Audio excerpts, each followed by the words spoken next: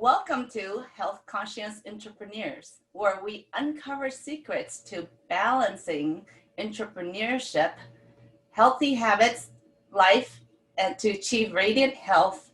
Today, I'm your host, Ngoc Tai, and I have my friend here, Chris Goode from Southern California. Thank you, Chris, for coming to our show. I'm so grateful you're here. I met you on Facebook through a friend, and we had this amazing conversation. I said, Chris, you got to get on my show. Can you please come? So share us your journey and what you've been doing and what you're doing now that brings you joy. Yeah, absolutely. Knock. Thank you so much for having me. And I'm really grateful that that mutual friend of ours introduced us. So, and this is wonderful that you're hosting this health summit so people can extract the wisdom and understanding of all these brilliant-minded individuals. So what I do is I'm a results coach, and I help people to get the clarity and confidence they need to perform at their best so they can get the results that they want in life, work, and relationship. And oftentimes that means dealing within the realm of perception and mental health. So mindset. And without diving too much further into that, we'll probably elaborate more on that later. As far as what brings me joy, I would say it's helping and serving other people. So for me, I had a really challenging upbringing. And I think for a lot of people who've had difficult upbringings or have gone through traumatic experiences in their life, you almost carry this sort of chronic emotional pain with you, which can be very difficult. That's why like an addict will keep going back to the substance of choice in order to change their physiology so they don't experience that discomfort. Mm-hmm. And when I serve other people, it's a way of me taking past pain and transforming it into present power and love. And for me, that just gives me such an experience of joy and happiness. Yeah. Especially when I see other people experience transformation in their own life, because then it gives meaning to the things that I've gone through, and it's not just this something that was experienced in vain. Yeah. It's powerful to be able to share our experiences, because in the day we're all the same, no matter where we are at, in what country, what race, we all have different experiences in life, and these are like gifts and life lessons that we learn from others. So right now in your work, what kind of coaching are you doing for people that come to you? You mentioned a couple things, and could you elaborate on that? Yeah, so right now I have a little bit more of a general approach to my practice. I'm a year into professional coaching, and I guess I kind of I don't know, I'm sort of making my own way. There's all sorts of different beliefs and stuff, and I know that there's people who are much more business minded than I am. My approach is more with like a servant-minded heart, and just trust that God will, provide in terms of what I need financially and to support myself. But with regards to others, I often find people coming to me who, they're in a funk. Obviously I'm not a therapist. I'm not a doctor or physician. So I make sure I establish that. My goal is to help somebody with where they're at this present time, and help them to understand where it is they want to go, or if they already know where they want to go, bridging the gap between the two so they can get there as fast as possible with the least amount of resistance in the shortest amount of time. And sometimes it's just having somebody who understands. Yeah. There's something so profound and powerful about having another individual who has experienced the degrees of pain or the mental health challenges or even the experiences that you've had in life, and for them to be on the other side of that, and almost like, you're running a race and they're kind of just cheering you on the side. There's Yeah. this degree of accountability. Yeah. There's an understanding of saying like, hey, I know where your mindset's at this Yeah. present time. Let me talk you through that so you don't have to, jump through the mental obstacle course that I did. Like, I'll just show you how to exit the gate on the side and you can walk all the way around this. Yeah. And just helping somebody to work through that. And it's incredible. I've had some clients experience some amazing transformations, and Yeah. it's also ironic in some ways, because there's people that I find gravitating towards me that, like my mom, she had substance abuse issues as I was growing up before she passed away, specifically with like alcohol and heroin. And I find myself dealing with a lot of people who are working on sobriety as Yeah. well. And to have compassion for them and a sense of empathy, as I'm walking them through this challenging time as they're trying to get emotionally regulated, and you know, uh, pulling them out of that space of shame Yeah. that's so easy to fall into when you're dealing with substances, and you're just like, there's something broken about me. It's like, no, Yeah. you're human. You just need to learn how to do what's best with all the intricate and unique aspects of you. Yeah. Because with that part where you're just like, I'm broken, there's other parts of you that are magnificent and incredible. And I would argue that you're not really broken. It's just understanding you, just like, you wouldn't use a hammer to screw a screw. You have a very specific and incredible utility about you, and understanding what that is so you can use your life in an effective way that magnifies your strengths and diminishes your weaknesses and vulnerabilities. Yeah. Those are so important. I mean, like we meant, like when we were talking, you shared about your childhood, how tumultuous it was. Yeah. And I can relate, because we all go through some sort of tumultuous childhood. Most of us do. I mean, there's a few of us that have, we're born into the right house, right? And Mm-hmm. there's a lot of us who, we have to go through a lot of trauma, in our life, and to come out. And I call us like earth angels, I call earth angels. And I have there's earth angels on a mission. We're on a mission to change the world, and we're on a mission to create something that is better from the trauma that we experience ourselves. So you share that you were living in foster care, and your teenage years were crazy and things like that. So how did you get yourself out of that? I mean, what inspired you to get out of that? Because there's always something in our life that caused a trigger, that we keep going through the same thing over and over again until something hits us. And so what was that turning point for you? So it's interesting, because initially I didn't know what was going on. I think it would be very similar to somebody who was struggling with the symptoms of some sort of disease or cancer or something of that nature, and not knowing what the source of the problem was. So I would have these erratic emotions, these deep sadnesses, these these times where I was so anxious and so insecure, and my self-esteem was wrecked. I mean, I really struggled a lot with suicidal ideation, and even at times, unfortunately, I would reach the point where I would want to take my own life. And it was this journey that really, I think the starting point for me in it all was when I was in foster care, lacking any type of strong male figure in my life. Mm-hmm. I think I was around the age of 11, and I found out about this guy named Bruce Lee. Mm-hmm. And I love Bruce Lee. I know.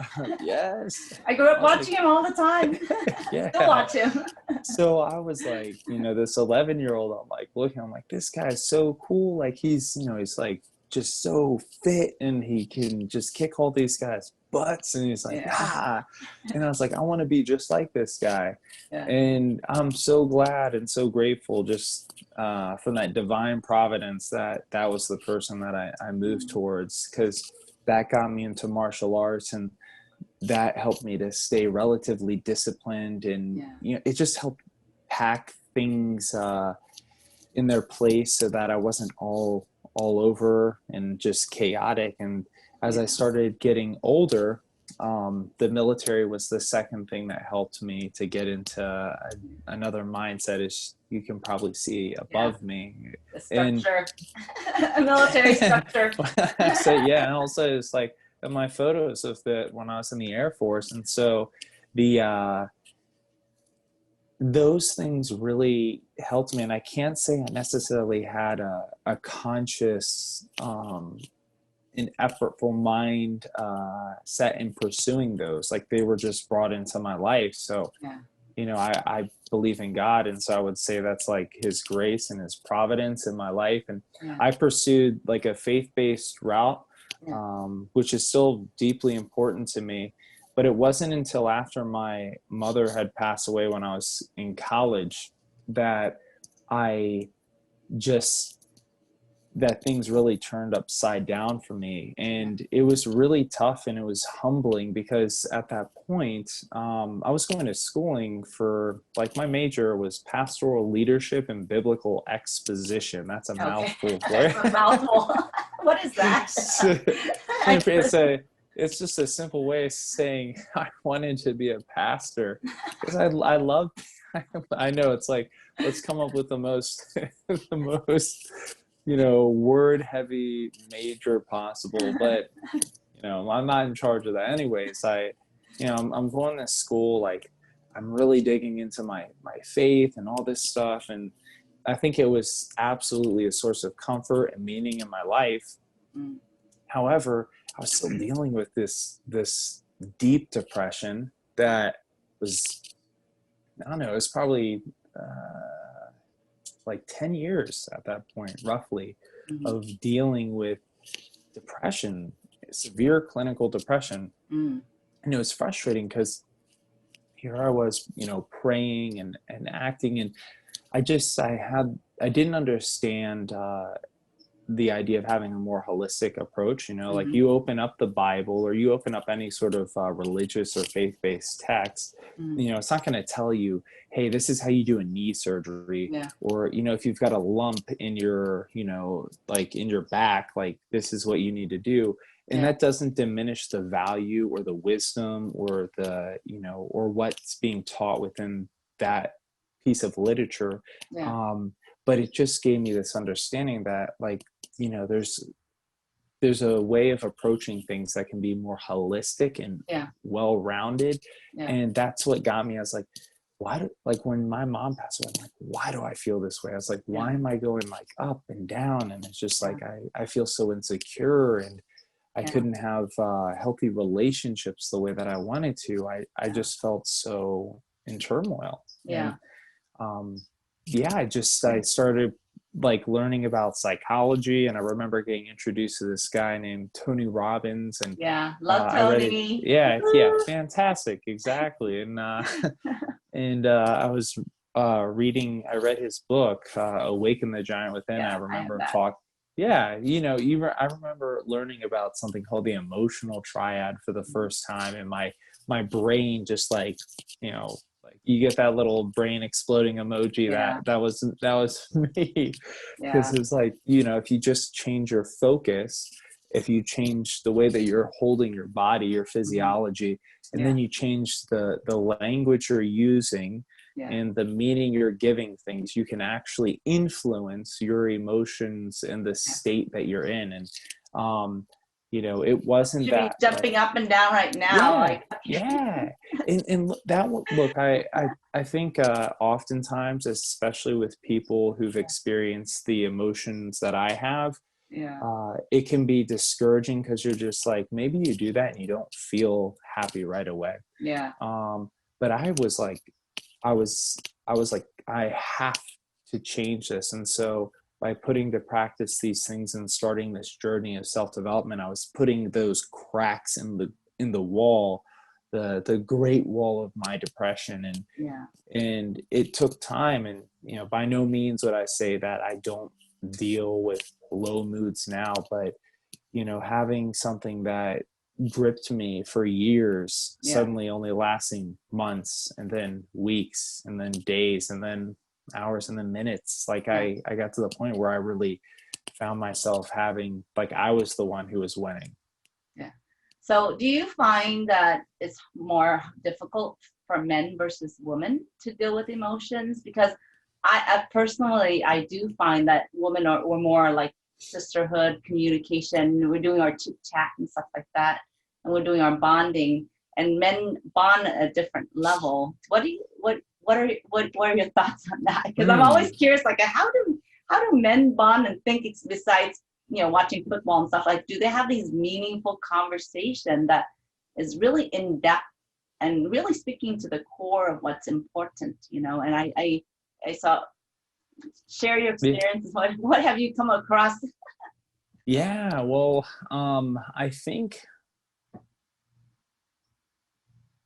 it's interesting that you bring this up, and if a certain friend of mine comes to mind, and when I'm thinking about him, I recall him telling me, "Hey, Chris, you're the only friend that I really feel like I can open up to and express myself, like I can actually share my insecurities, I can share my emotions, I can share these things." And there's certainly something to be said about the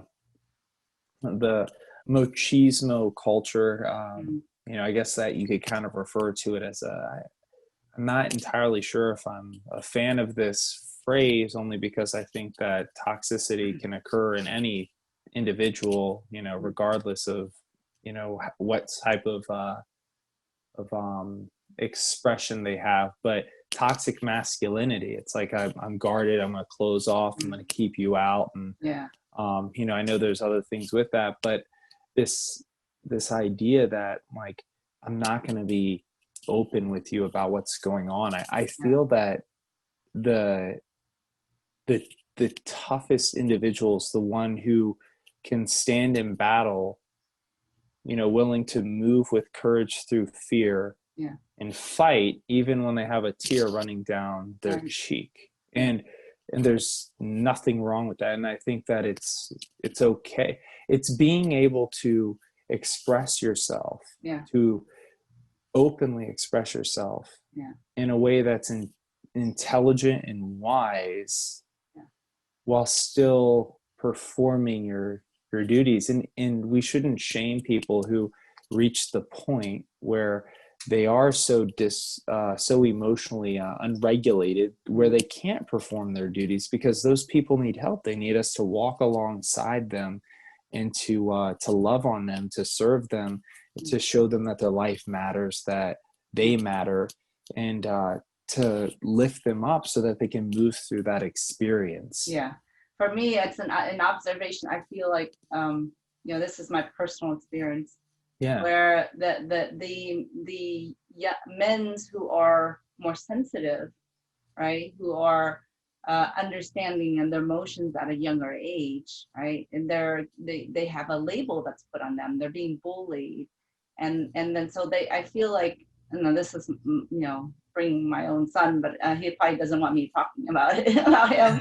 But it's just that it's harder when you're young and you're so in touch with your emotions, because you have a parent who talks to you a lot, who talks about emotions, talks about thinking and all this stuff, and then your cognitive brain and your emotional brain is already awakened at a young age, and compared to other kids who have not reached that level, they're still like figuring out in the environment, etc.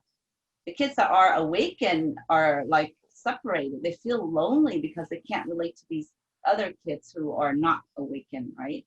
And so there's stigmatism for boys especially, and so they have to find like groups of female who will be accepting as friends to them, that can be okay with having a male guy as a close friend. Yeah. who speaks the language of the female at a young age. So I don't know Yeah. what your thoughts are on that. Well, I think I think there's definitely something to be said for that.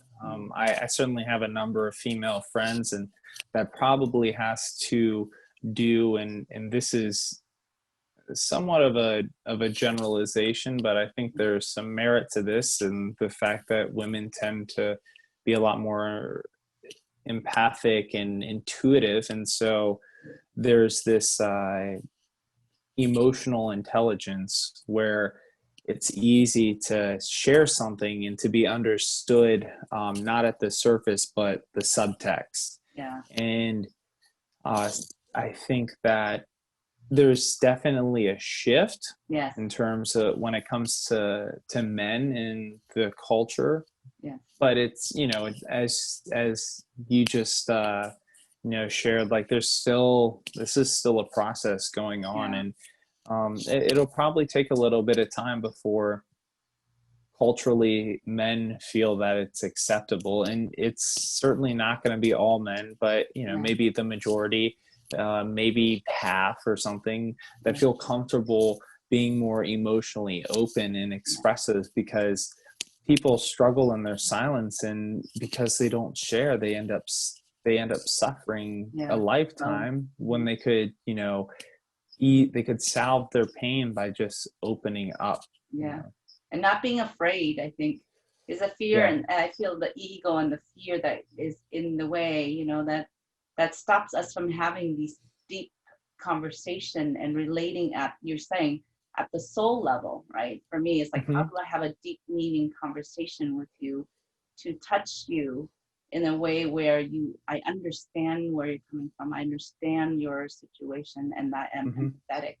And it's really, for me, I find some amazing male friends who, I can talk to them at every level of, like emotions, and those are my keepers, my friends. I have all these wonderful groups of friends that I have these meaningful conversations, because at the end of the day, like I say, we're all the same while going through like life, in our balancing our work, right? Balancing kids, balancing career, balancing the emotions of environment and the politics and stuff like that. So how do we try to achieve this balance besides, water, food, physical, emotional, spiritual, to get to where we're supposed to be contributing and giving back to society?